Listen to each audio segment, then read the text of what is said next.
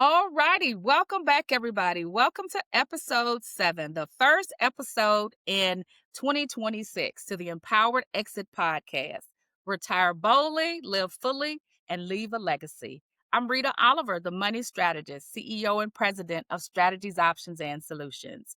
And I do one to one coaching for high earners to help them to close the financial gaps and leaks, build financial resilience, and create a retirement roadmap so they can live the life that they're entitled to. And around here at SOS, what we believe in is that if you plan it, you can build it and you can live it with confidence. So if you're new to the show, make sure you subscribe and share this episode with someone who's ready to step into more clarity and confidence here in the new year. So, as I said, we are here 2026 in January. And as I promised you, January and February will be dedicated to expert led conversations. We're going to talk about some areas where many of you are getting stuck and you're overwhelmed or blindsided because you're unprepared. And that's just the truth about it. You're unprepared. And so, my goal is to bring you awareness to these issues that you may be encountering quietly and navigating alone, and to show you how the right support from the right people to get to the right information will give you the right strategy where you can change everything. And today, everybody, I'm so excited about this episode. The title today is Prenups, Clarity Before Conflict.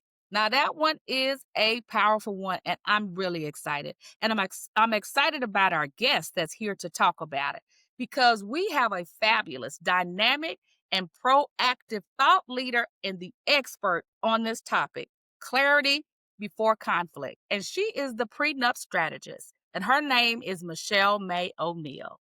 Michelle is a nationally recognized board certified family law attorney with over 30 years of experience representing high net worth clients in divorce, custody, and complex asset cases. She's a founding partner at O'Neill Wysocki Law Firm here in the DFW area. Michelle has tried over 37 jury trials and had handled more than 175 appeals. She's appeared before the Texas Supreme Court. Michelle has been named as one of the top 50 women lawyers in Texas and a super lawyer every year since 2011. She's been featured as in the Best Lawyers in America and has been honored as a woman of influence by D Magazine. Michelle is also the author of two leading family law books and an adjunct professor at Baylor Law School. And last but certainly not least, she's the founder of the 1,500 member women's network called Legal Women's Network called Hell on Heels. She's known for blending sharp legal strategy with emotional intelligence, and she's become a trusted voice and expert on the intersection of love, law, and legacy. Please welcome to the show, everybody, a woman I so admire and I can call my friend. That's Michelle May O'Neill. Oh, Welcome, Michelle. thank you, Rita. That was quite an introduction. We could have shortened some of that out of there, you know. I copied it off of some other interview that you had on Instagram. Yeah. So yeah, but I yeah, mean, we can do that. all of it's true, but Yeah. it gets a little long when we start going through all of it. Okay. No problem. No problem. So, Michelle, I'm so excited that you were here today. And what I wanted you, and as I said, I'm doing these expert led conversations, and I want to tell you how all of this evolved, if I can, pretty shortly here. Is that I was asked to speak at a women's conference at a local church here in Louisville, where I live. And they wanted me to talk about building a business for women. And of course, I incorporated, finances and everything into it. After I finished, they hired me to do 2 sessions. After I finished one session, Michelle, 2 women came up to me, and both of those women were now going through a divorce. Their husbands had filed for divorce on them, and they were both in shock. One was just in tears when she came up and was talking to me, Michelle, because she said to me is that he filed for divorce. I've had to move out of my home. The home is up for sale. He's moved somewhere else. I'm also now being forced out of my job. And Michelle, I just grabbed her hand and I told her to just take a deep breath because she was a federal government employee and she was being forced out because the position was being eliminated. And I told her, I said, you have your retirement that you'll get for the rest of your life. You also have your health and life insurance, and you also have a 401k. So now it's about, I said, I've never been divorced, so I don't know. But it's about taking a step back and then now saying, how do you have to move forward in life? And then you have skills in one of the largest budgets in the world, the United States, so you can leverage that and contract back to the federal government. And so, but once I left the church that day, Michelle, those conversations never left me. It never left me, and it kept gnawing at me. And I started to think is that, we do so many exits in our lives. We exit a career, within a company. We exit to go retire. We have an exit in a divorce. We have exit long-term relationships. And Michelle, we have the final exit in life when we leave this world. And my pending question was, are we empowered in those exits if we are forced or planned? And so that led to the Empowered Exit newsletter on LinkedIn, to this podcast, and me revamping my financial programs. Because I don't know, because whether forced or planned, my question is, are we in control of it?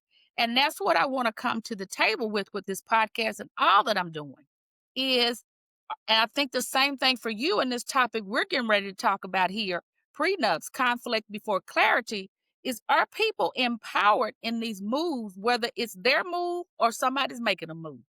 What do you think? Well, I think that people need to be empowered. I mean, empowered, and I really admire what you're doing, bringing the education, because that's the root of empowerment, right? Is educating yourself and making sure you have all the information that you need to make the decisions that need to be made, to move forward, to move backward, to move side to side, like whatever, to make the moves that need to be made. And so like empowerment comes from education.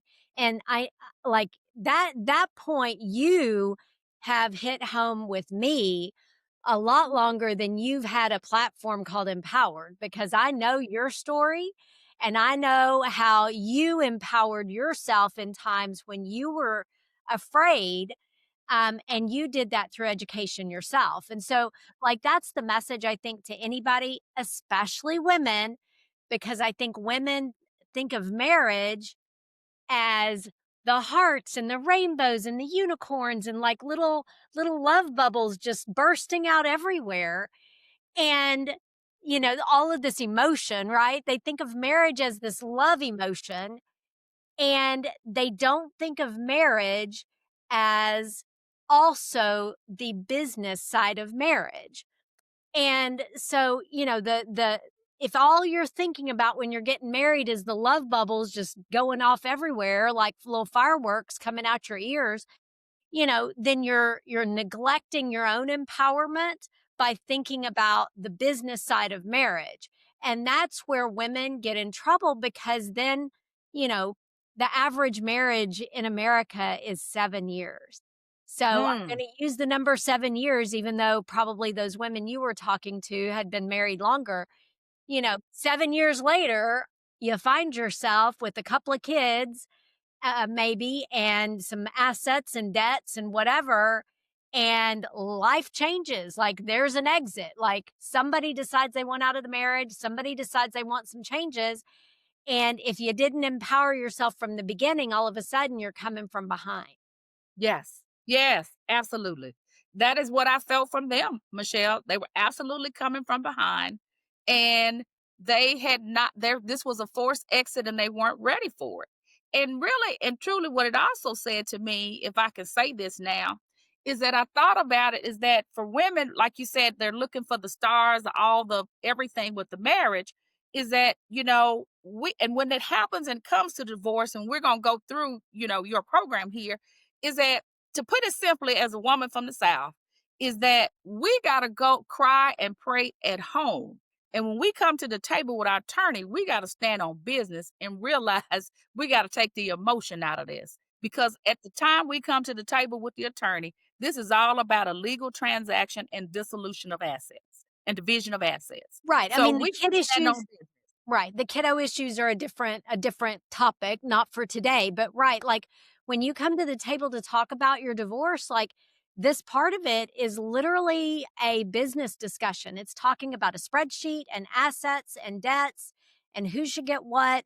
And the reality is that in most divorces, the emotional hurt feelings and who did what to who and who ran off with who and who decided to get out, unless it's a really bad case of something, abuse or, Yeah, something, yeah. fraud, gambling or something, unless there's some really egregious facts, like this is just a division of assets. And, what I like to tell people is that you have a prenup whether you know it or not. When you get married, and so many people look at prenups and they turn their nose up like, ew, like they stink or something, and they think that prenups are a bad word. Like they think prenups are like a cuss word when they're getting married, right? And that it's like some signal that they're planning their divorce or something, that somebody's not serious about marrying them. But here's the thing. Everybody has a prenup. Every single person that gets married has a prenup. And that is the law of the state where you get divorced. Mm, Now, you may not live in the same state you got married in. Like you may be mobile and get transferred with your job here and there and yon. So right now, today, when you're getting married, you may not even know what state you're getting divorced in. So you may not even know what those laws are, because every state has different laws about divorce. mhm, mhm, But some state that you live in, I'm going to say again, 7 years from now, because that's the average length of marriage in the US, which is astounding to me, having been married almost 20 years. But that is the stat. So, 7 years from now, when you statistically average get divorced, whatever state you're living in, their laws are going to apply to you. That is your prenup. And to not understand that concept, and to think an agreement that you reach in advance where you self-determine the rules that apply to your marriage, and you think that smells bad and that's a cuss word, like all you're doing is ignoring the reality that there is some state's law out there that's gonna apply to your divorce. And statistically speaking, 50 to 60% of marriages end in divorce in the US, and the average length of those marriages is 7 years. You are entering into a situation that is statistically destined for failure.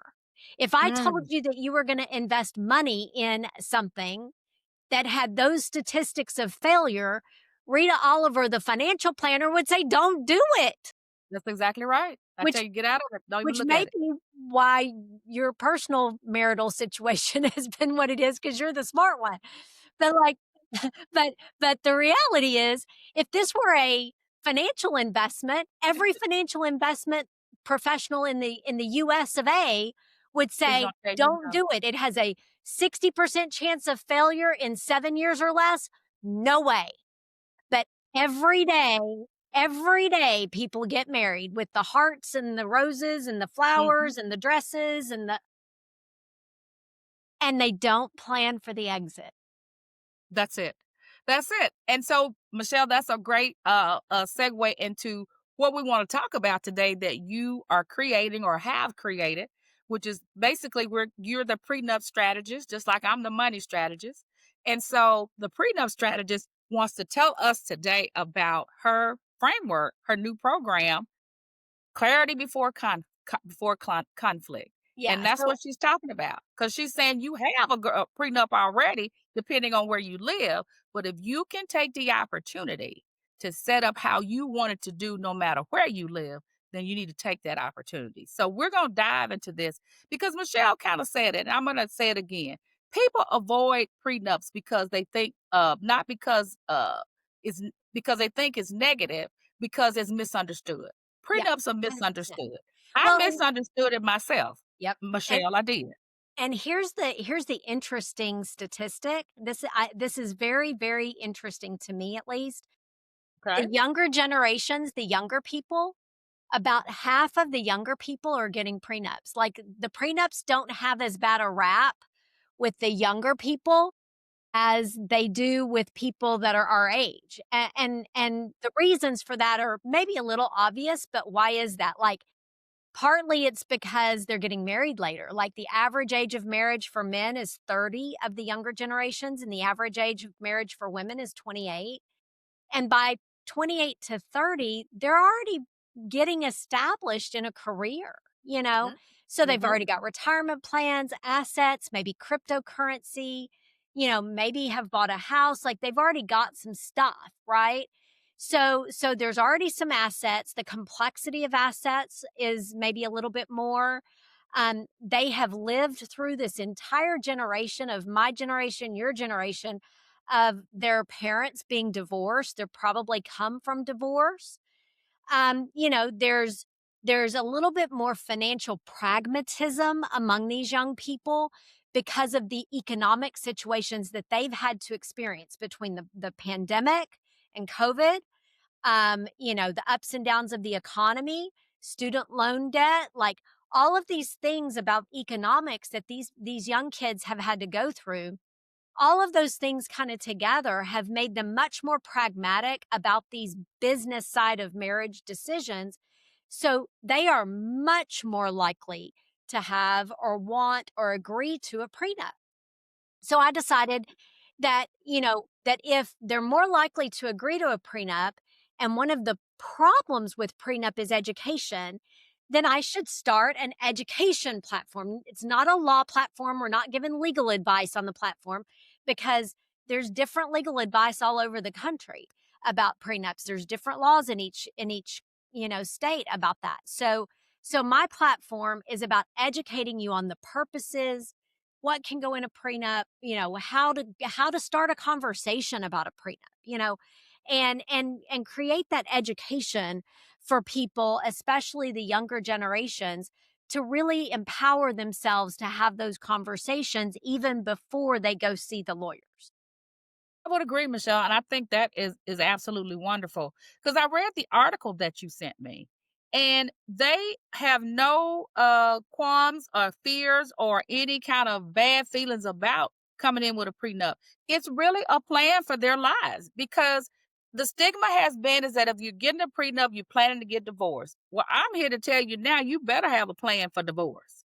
From what we've seen in America, you better have a plan for And it. I think these younger generations are approaching it that way. Like, they don't really go to a job and stay there like our generations did.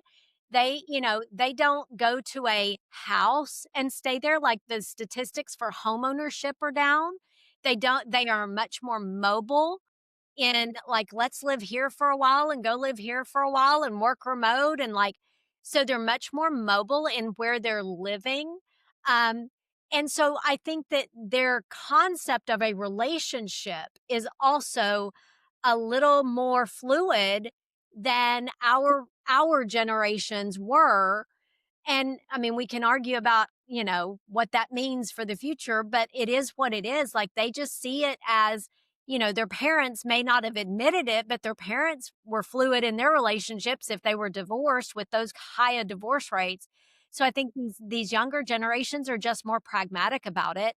So let's have the information. Let's educate everybody what that means, what a prenup means, and what you can put in it, what you can't, how to approach it, and then how to have the conversations so that when you go toward the lawyering, or there's a lot of these platforms out now that are doing AI prenups, which I don't recommend. Like, I still think you need Mhm. lawyering, Yeah, but you can I make agree. it a lot easier of a process if you do all the prep before you go see the lawyer. So that's what I'm trying to do, is just educate people.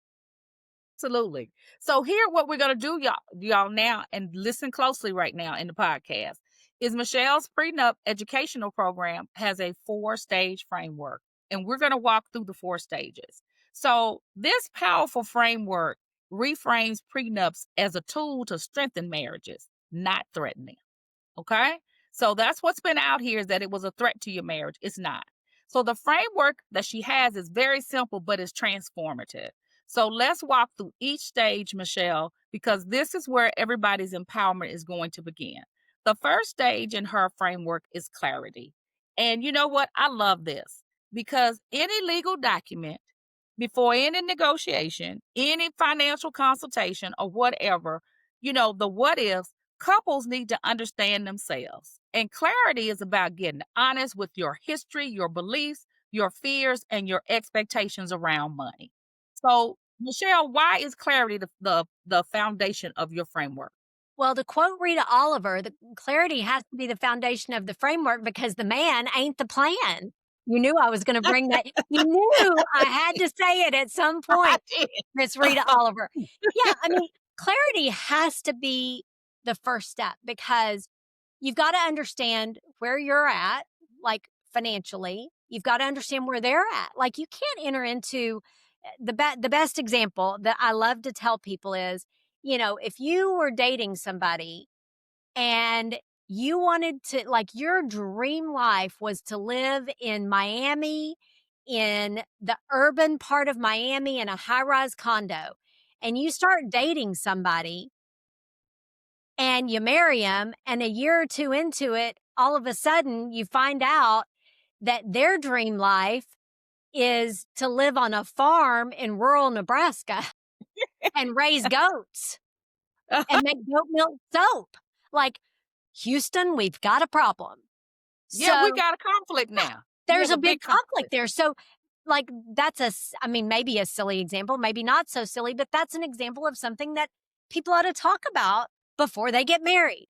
Same thing Mhm. with money. Like, how do you Yeah, spend money? How do you save money? What are your goals? What are your values? How do you want to work? Like, what are your work goals? Like, are you somebody that wants to work remotely and spend 3 months in Rome working remotely every summer? Or are you somebody that wants to own a home with a picket fence and 3 dogs? Because if you own 3 dogs in a home, you're not probably not spending the summer in Rome unless you get really lucky in the financial markets. And so you've got to have those type of conversations. The other conversation that I think is essential, and you and I have talked about this one before, is the stay-at-home mom conversation. yeah, Because what yeah. happens with these moms, and I think this is one where women don't even think about having the conversation and they just assume, a lot of times that if they're going to be a mom, like they're going to be able to take care of those kids. And I think that couples need to have the conversation about expectations of both parents working and or parenting when they have children or if they're going to have children. Because if you're going to be a stay at home mom, you've got to understand, be empowered, and have clarity around the concept that those years that you are being a stay at home mom, you are giving up your retirement. You are going to have a career setback. You are not going to stay on the edges of the technology or the advances in whatever your industry are. Like you Exactly. will have a career setback for every minute you are out of the job market and or contributing to your retirement or whatever. And so if you want to be a stay-at-home mom, like that is to me one of the highest things that a woman can do or a father can do too. I mean, there's so many stay-at-home dads too. But if you want to be a stay-at-home parent, like you have to understand what you're giving up financially.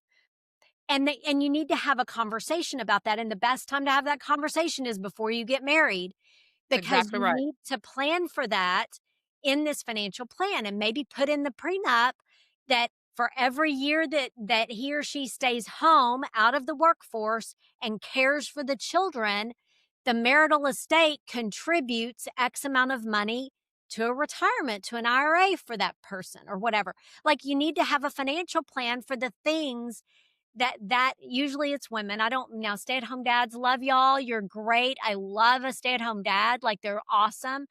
But But it's not that many. It's not most that of the many. time this is a stay-at-home mom that this Mhm. happens to.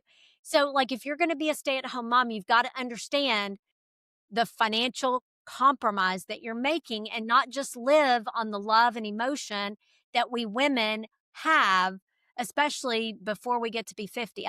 I just learned that when we get to be 50, apparently all that maternal instinct exits our bodies, like literally, like kind of how estrogen exits our bodies. All the maternal instinct exits and we become no bullshit. So, Well, that's true. I would no, agree. it's And true. Like apparently they've done some science research on it lately or something. okay, well, I didn't know that, but I can tell you, even though I'm not a mom, that definitely by 45 and definitely by 50, yeah, no BS nowhere. I don't even tolerate it, Michelle. I don't even Yeah, listen to it. but before that, we like women, like we're just filled with this, whether you're a mom or not, like we're just filled with this care and concern for other people. That's And true. we That's often true. put other people's Before needs, ourselves. wants, desires, concerns before ourselves, whether that's our husband, our children, our parents, our puppy dogs, like whatever, our clients, our friends, our customers, like whoever it is. That's Yeah. just our instinct as women. But Yeah, then when we and then turn we go into relationships like that, yes. dating, and then it floods on into the marriage, and then at some point, that 7 years, somebody gets tired of it, Yep. and Yeah. and here we are. Right. And I would say to men, like my platform is not just for women.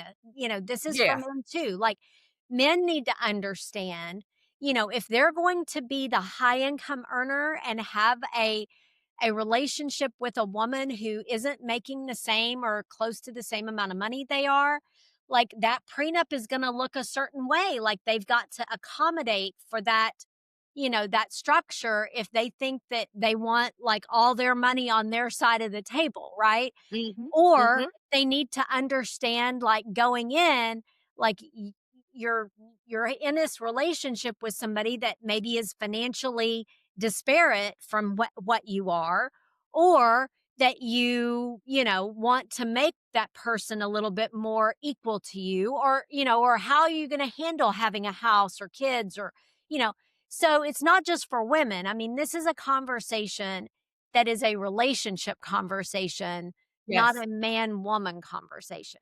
And No, it's I all agree about with you. what your preconceived notions are about what a marriage looks like. And as a 30 plus, I like the plus part because we don't need to talk about the plus. I've decided to age backwards. Okay, I agree So with that. we just plus is enough, right? Uh-huh. 30 years of doing divorce work, like I'm here to tell you everybody's marriage looks different. There's different rules, different value systems, and how their marriage operates structurally. Everybody's marriage is different. And so going into a marriage, you've got to have this conversation of what your marriage is going to look like. And here we're saying financially, but it's not just financial. We're talking about who's caring for the children. How are you going to live? Where are you going to live? Are we going to be urban people, rural people, How are we stay at gonna home work mom? together? Mhm. How do you get your free time? How do I get my free time? Yes. How do we do that? Right. All of Right. that. All of that. And so, Michelle, that sets up your number 2 in the framework, alignment. Is that, Yeah. once you get clarity, the next stage is alignment. How do we agree on everything? It's not about agreeing on everything, it's about understanding each other's goals and values. So how will this help couples move from my way, your way to our way? You're never gonna have complete alignment, right? Like, I mean, you're never gonna have somebody that you agree with 100% of the time. Man, how boring would that be? If every night you watched, CNN and everybody just said, "Yep, I agree." Like, you Yeah. wouldn't have anything to talk about. Like, what is there Yeah. to fuss about or debate about or, Well, "No, I like it this we way." wouldn't have some of the outcomes that we have in the world today if everybody agreed. Yeah. Absolutely. And so everybody's going to have a different perspective or a different lens.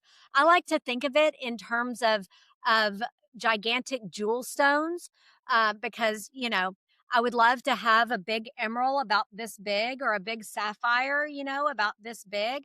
But I look at it as like looking at things from different facets or different perspectives. You can take this big sapphire gemstone that I wish I had and look at it one way and the light and everything may look a certain way. And then you turn it just a little bit and everything looks a different way. You can also Yes. think of it like a kaleidoscope. Like when you just shift the kaleidoscope, things look different. So people come from their own backgrounds and their own experiences, their own family dynamics, whatever, their own college education or not, or whatever. And all of that affects like how you see the world. And so what you do once you get this clarity of like, here's my view, well, here's my view, well, then you start lining that up. Well, we agree on these things and we don't agree on these things. Okay, can we compromise on these things that we don't agree on? Can we accept disagreement on some of these things? Or are the things we disagree on, are they just non-starters? Like the fact that you want to live in Miami in a condo and I want to live in Nebraska and raise goats, like that can't be compromised. Like I will not be happy in Nebraska raising goats. Goats are stinky. Well, I won't be happy in Miami like living in a Not on my condo grass because I though. don't Yeah, have any grass. Like right. that's a non-starter, so then you're like, "Well, I have to accept some realities here. Either one of us has to compromise or this isn't gonna work." So that's where you're building this alignment of like, "We're gonna make this work," and you're building the strength of the relationship right there. Like, before you ever get married, that's where you're building the foundational strength of the entire marriage because you've set out this alignment and you've agreed on these things. Now, the divorce part comes in with like, what happens if somebody changes this alignment or changes those priorities or changes their mind, which happens. I mean, Yeah, it just does. it just does. So People are that's the people, human reality. beings. You can't control their behavior. Can't That's the control the person. reality. But from Yeah. the beginning, you're wanting in this prenup process to build the alignment of, okay, we agree that mom, when we get pregnant 3 or 4 years from now, mom's going to stay at home for a couple of years and stay with the children because we prioritize family raising children over daycare. Right. So we agree on that. So we're going to make these accommodations for that scenario and prepare for that in the premarital. Okay. Which goes into your next, the third part of the framework, Michelle, is the structure. Yeah, so And this is where the prenup comes in itself. yeah. So, people think structure isn't just about control. It's about the clarity, boundaries, and protection for both partners. So, Michelle, just take it and break down what's a well-structured prenup, what's some of the legal issues that couples need to think about down the road so we don't have all this resentment, and what do they need to do that they don't even realize yet. Yeah, so the structures where you take this clarity and alignment that you've been talking through as a couple and then you go to hopefully a lawyer. I really want everybody going to lawyers to have their prenups drafted so they're drafted correctly and you don't have more problems instead of less. Well, Michelle, I would say that in your class, your curriculum, when you do this training, you just need to tell them it's mandatory that they go to an attorney. Well, I'll have a referral program. So Okay, yeah, if absolutely. you're in Texas, I got the referral for you.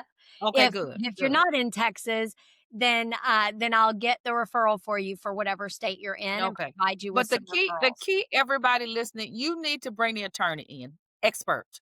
Yep. Expert. Yeah. Okay. I'm So sorry. right. Go ahead. So right, the structure stage is where you're putting the legal meaning or the legal design around these conversations you've been having.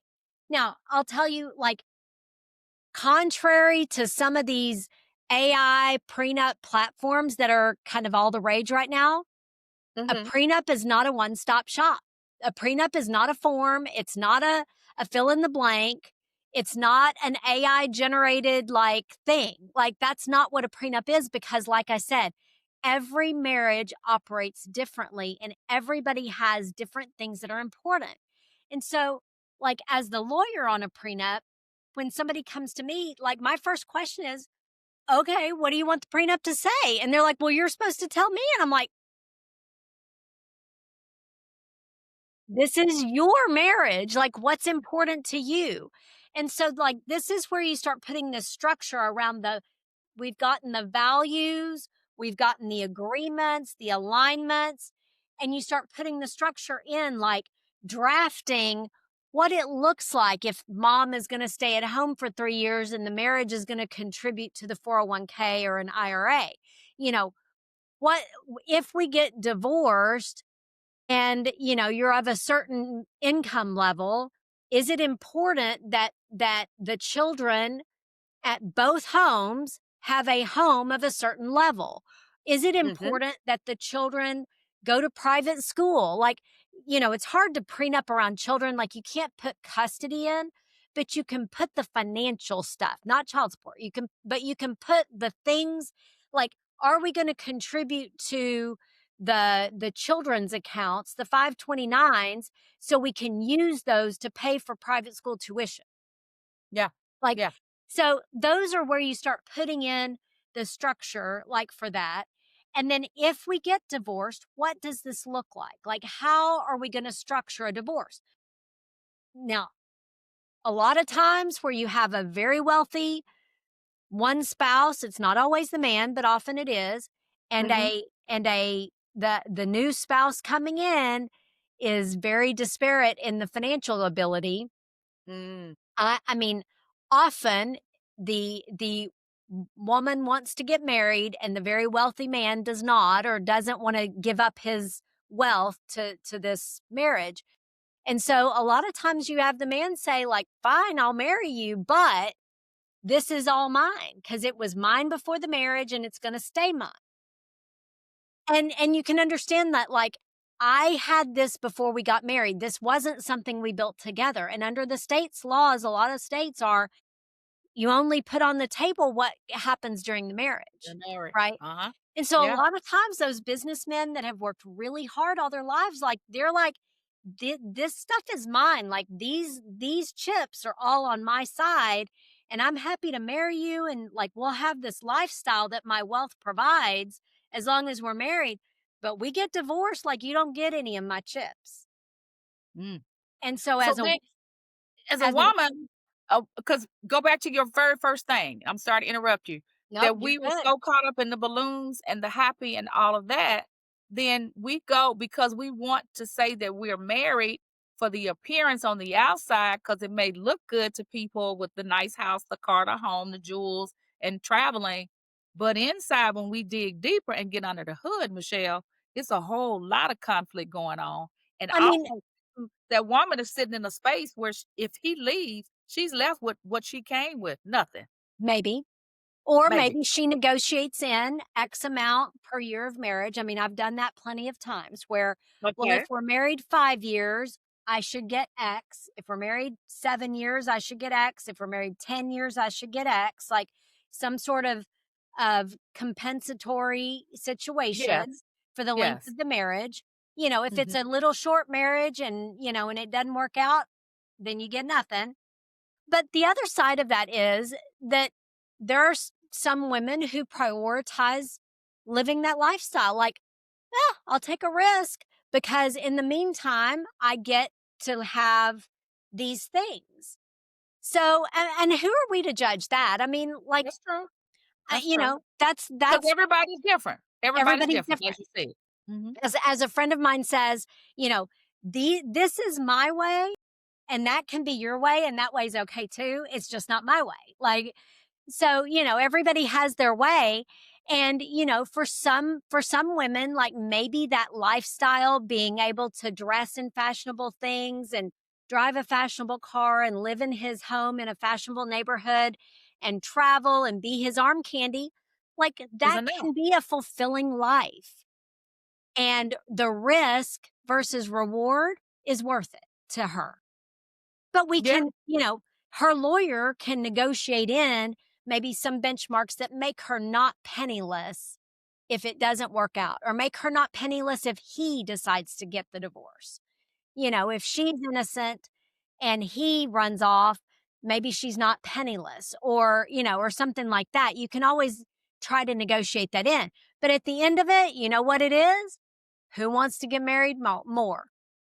Like, if she mhm. wants to get married more, like with the fireworks coming out of her ears of the love bombs, then, I mean, at the end of it, like, if he doesn't want to marry you and he doesn't want to financially provide for you, you need to accept that and make that choice, eyes wide, back to clarity, eyes wide open.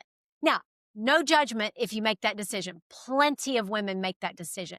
And I think there are some situations where that is a fine decision to make, because what does she get out of that? She's getting proximity. If she's industrious, she might start her own business, and she has proximity to wealth. She probably has his connections at a minimum. Maybe she could utilize his borrowing ability to start her business. Like, there's all sorts of ways that she could turn that into something for herself, right? Yes, she And could. Yes, and she could. and if she were my client, I'd tell her, like, "Well, what do you wanna do? Like, do you wanna start a fashion label? Like, let's negotiate that in." Like, but she'll have proximity to wealth. Yes, she'll And have the proximity, she'll have the access, and Michelle, she can leverage for the longevity is what she she can could. do. She Now that's on her, right? She's gotta take responsibility to not just continue to be love bombed, right? Or continue to think that she's just going to get taken care of for the rest of her life. And maybe she will. That's what I always hope for everybody when they get married. Like, that's why I love doing prenups instead of divorces, and why I love doing more and more prenups and less divorces, because that's the hope of my profession. I That's love the that. happy part and the Yes. hope, even though a lot of people think prenups are smelly. But prenups to me are happy, because it's where your clarity, you're going in eyes wide open and you're still marrying them anyway, warts and all, like, Yeah, everything about their financial situation, yep, good, bad, or yep, ugly, and you're marrying them anyway. And it's you get the prenup signed and you put it in the drawer, or the computer drawer, and then off you go with the dress and the flowers and the and champagne everything. and the Well, honeymoon. I can tell you now that, God blesses me with that I'll be sitting in your office. We will be sitting in your office to do it. We certainly will. Yeah. Yeah. We'll be Yeah, sitting there but to that's do the it. structure part, is like, you've gotta translate that into the legal terms, Mhm. of how we're taking this alignment of how we wanna live our lives. Are we gonna have a joint bank account? Are we gonna have separate bank accounts? Do we have separate assets that we want to stay separate? Are we gonna have joint assets that are gonna be joint? Like, how are we taking this clarity and alignment that we've had and putting the legal structure around? Excellent. Because what I see from that, all of that, Michelle, particularly in the structure part, as I said, as you talked about, is that we are lessening the risk for both parties. If I can bring the financial term in it, because everybody has a different risk tolerance, just like you said, every marriage is different. Everyone has a different risk tolerance when it comes to risk versus reward. So here you are lessening the risk for both parties. Right. 100%. You're going in eyes wide open, so there's a lot less risk. Not zero. It's not zero risk, because, But it's people change their mind, and that's where my step 4 comes in, which is yes. resilience, right? Brilliance. And Yes, so the resilient. resilience happens because things change. Life changes, life throws you curveballs, you know, and sometimes you can anticipate them and sometimes you can't.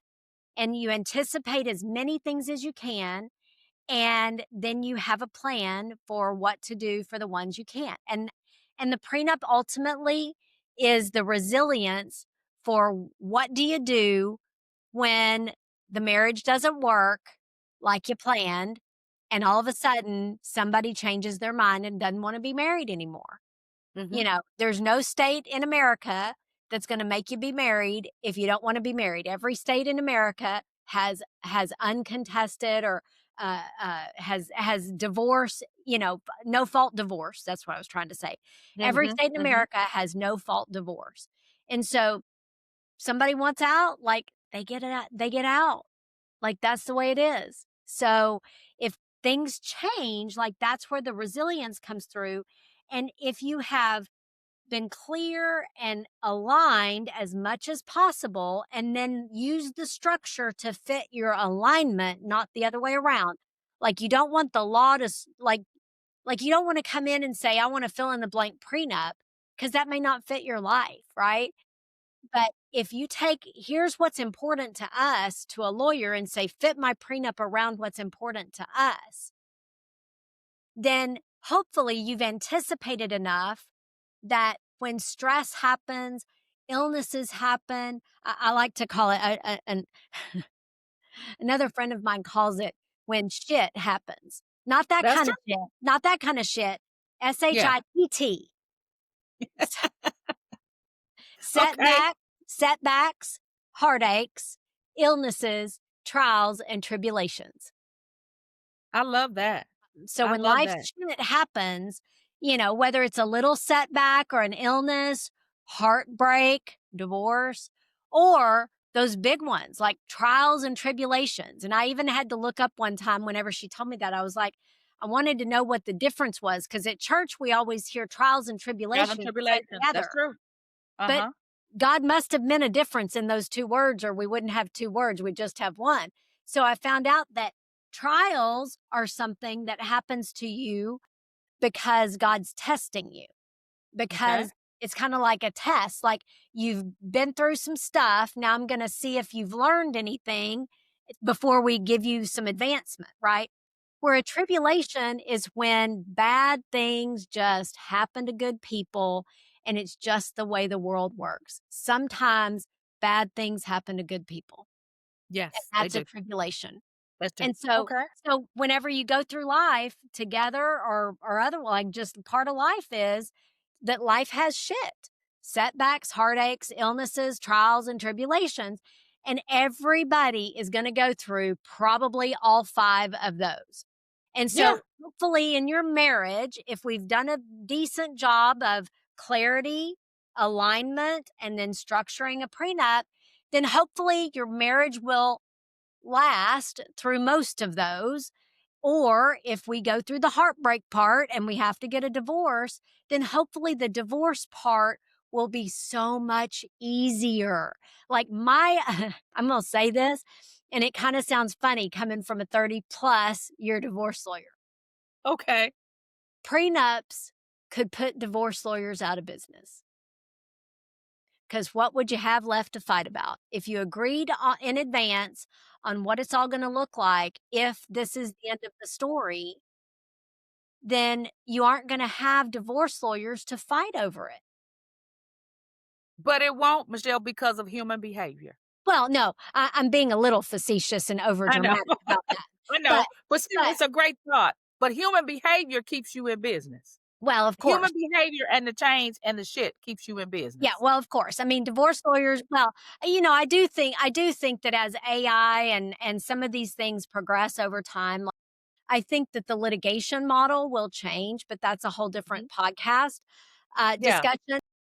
But the concept of a prenup is to, if you're going to have to get divorced, make it as easy, as simple, as straightforward. Everybody knows the rules of the divorce. Everybody knows what's going to happen, and therefore as less lawyerly as possible because you lawyered on the front end.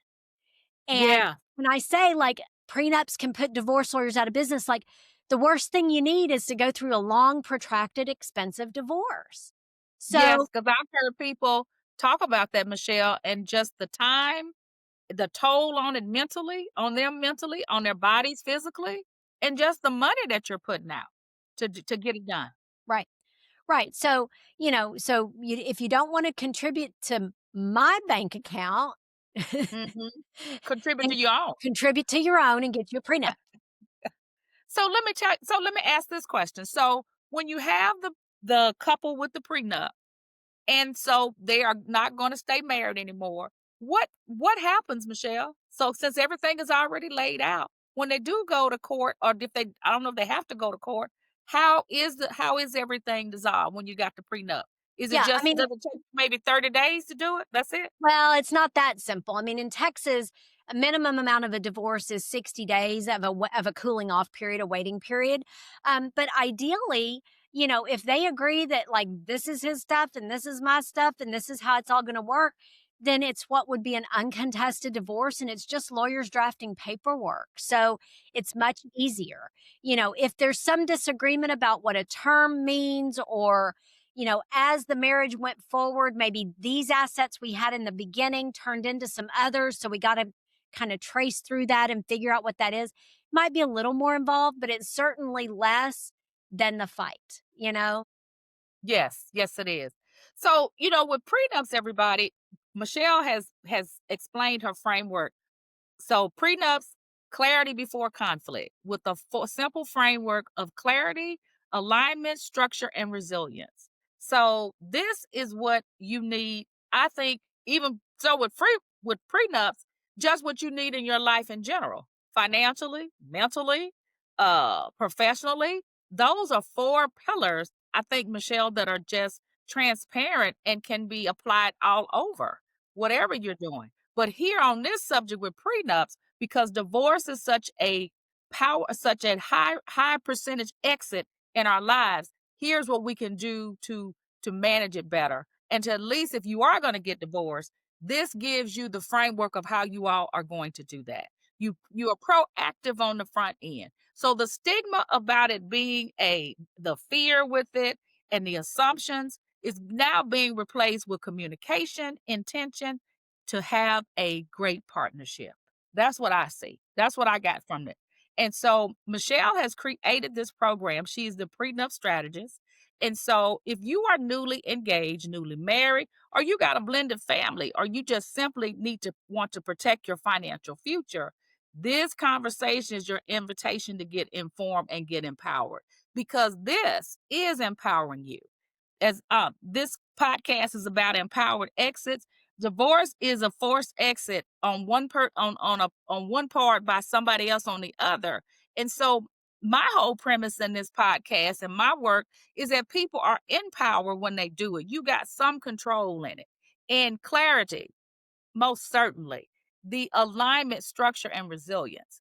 And so, as Michelle has put this together, Michelle, just give our listeners how they get in touch with you to direct message you, how when the program is rolling out, and how they can contact you to get enrolled. Yeah, so the Prenup Strategist program should be rolling out within a couple of weeks from when we're recording. So I don't know when you're going to air this, but in a couple of weeks it should be live. So sometime in the month of January 2026, it should be live. So it's the prenupstrategist.com, and you can go there. I'm going to have a free conversation starter download. So you can start with that to start the conversation, and then you can do the alignment, the framework, to get your alignment and everything, and get prepared to go talk to the lawyers. It is not going to be a DIY prenup platform. That I don't believe in that. So once you kind of are ready for the lawyering stage, we'll have a method that you can receive a referral to lawyers in the state that you are living in, or the state you're getting married in. Like, there's some questions if there's a difference in those two things. Like, we may need to have like some conversation about where you're going to do your prenup at. But if you live in Texas and want a referral to a prenup lawyer, my law firm is O'Neill Wysocki Lawyers, and the website is owlawyers.com, owlawyers.com. So anywhere in the state of Texas, if you need a prenup, my law firm can help you. If you're outside the state of Texas, then go to the prenupstrategist.com and we can help you with the referral. All right, great. I'm so excited for you, Michelle, because just all that you explained today, there's so much in this. Because what everybody has thought about or known about marriage is what we talked about at the beginning, the nuptials, the this, the that. But it's so much that goes into it because we're merging the lives of two human beings. And people have different behaviors and them as a person, they evolve over time, change over time. So this prenup is to protect you and outline those changes so that when changes do happen, that you can now manage the changes and everybody is empowered in this major exit in your life. That's what I get. Yep. That's what I say. Yeah. So you need to go to prenupstrategist.com so that if you're getting married or have been married, or, because you don't have to wait. Well, I guess, Michelle, let's put this question on the table. Even if you are married now, can you come back and do a prenup? Yeah, so you can't do a prenup Yeah. after you get married, but there are some ways that you can do marital agreements. Like, Okay. and the first best time to get agreement on how your marriage is going to work is before you get At the married. beginning. The second best time to get agreement on how your marriage is going to work is as soon as you know you need an agreement. Okay. Okay. So either way, I by going and enrolling in Michelle's program and finding out more, getting married, or about to getting married, or even being married, there's a marital agreement that you can get. So, Michelle, I want to thank you so much for coming on today. This has been so great because this, as I just said, divorce, marriages and divorce, one of the most powerful and high percentage exits that everybody experiences in their life. And we need to be well informed, as you said, educated, and we need to have something in place that we understand what we're getting into. That's the clarity. We've got a structure and a framework around it so that we can live our lives in peace. And if we have to dissolve the relationship, the marriage, we can do it in peace too, legally. So, everybody, thank you so much for listening today. So, I want you to share this episode out with your family member, your friend, your bestie who's heading into the new year and they need to get some clarity in a lot of areas. And particularly if you're getting married, you definitely need to go to prenupstrategist.com. And remember, no matter where you are on your journey, you have the power to plan it, build it, and live it with confidence. Thank you for listening. I am Rita Oliver, the money strategist. I want to thank my guest, Michelle May O'Neill, again. And listen for the next episode that should be published soon. We'll get this one published as well. So take care and have a beautiful day.